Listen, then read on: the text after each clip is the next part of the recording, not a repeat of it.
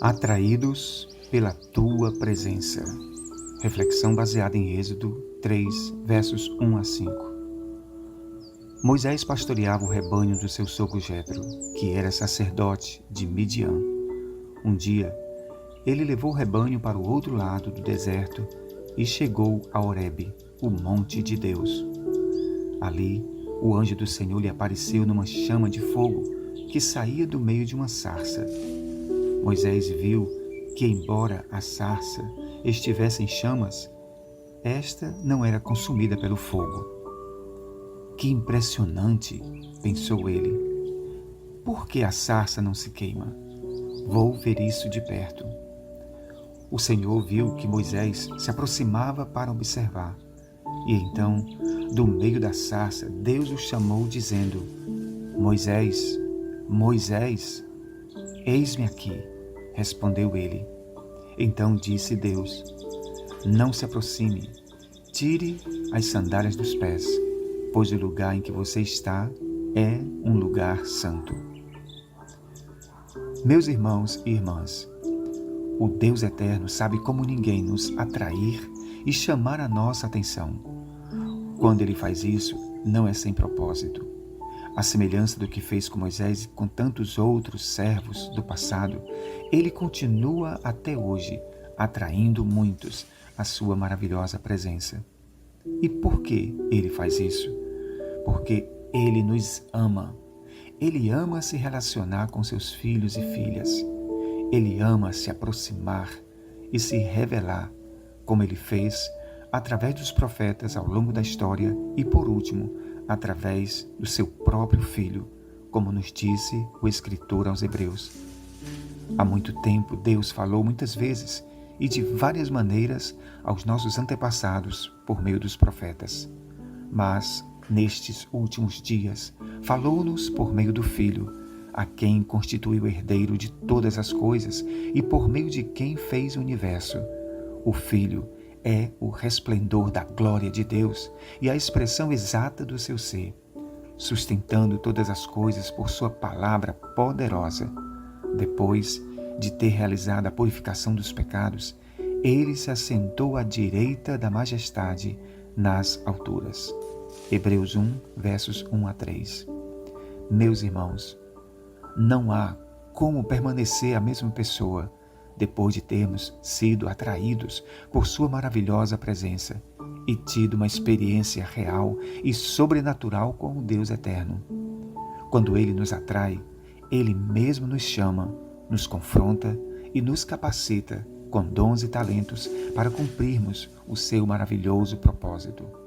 Na sua presença, somos completamente transformados, restaurados e iluminados, como aconteceu com Isaías na sua visão da glória de Deus, com Paulo na estrada de Damasco e com Pedro à beira do mar da Galileia.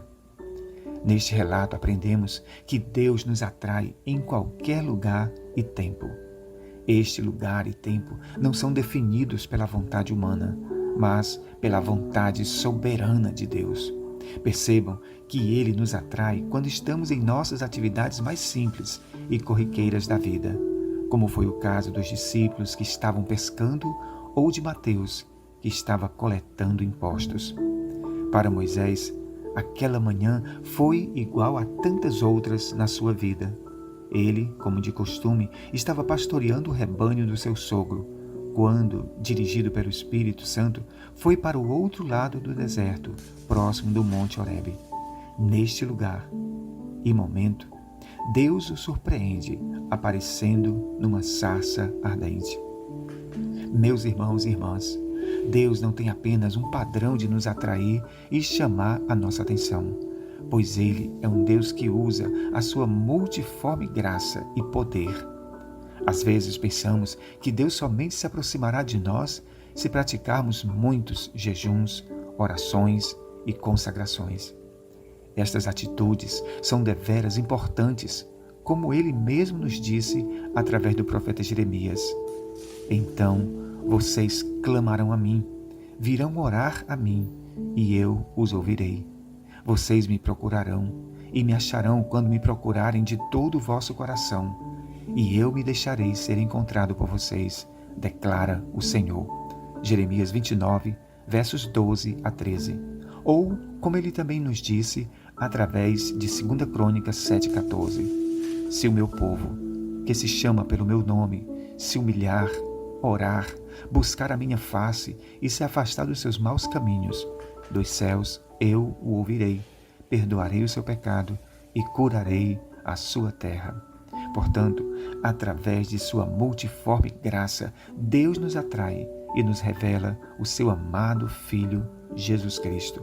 Além de aprendermos que o próprio Deus é quem determina o lugar e o tempo para nos atrair à sua presença, este relato também nos ensina que Deus nos atrai através do sobrenatural.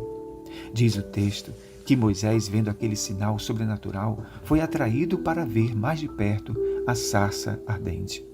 A sarça é um arbusto muito comum naquela região desértica. A palavra sarça, em hebraico, tem a sua raiz derivada da palavra, no português, espetar.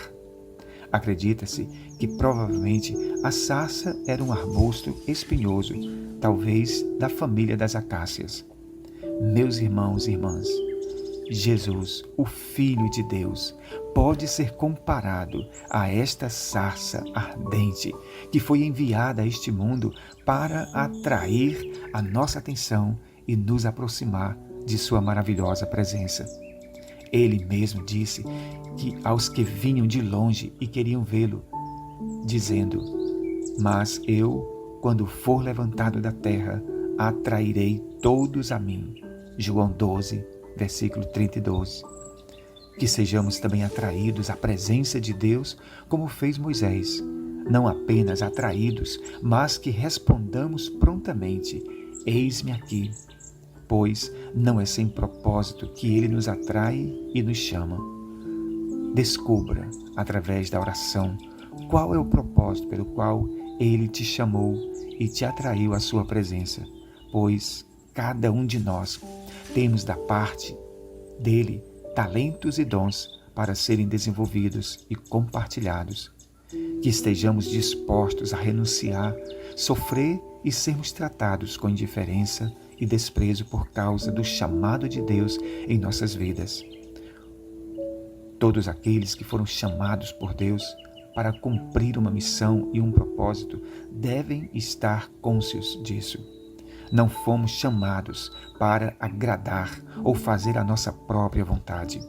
Fomos chamados para fazer a vontade daquele que nos chamou, como disse o próprio Filho: todo o que o Pai me der virá a mim, e quem vier a mim eu jamais rejeitarei, pois desci do céu não para fazer a minha vontade, mas a vontade daquele que me enviou.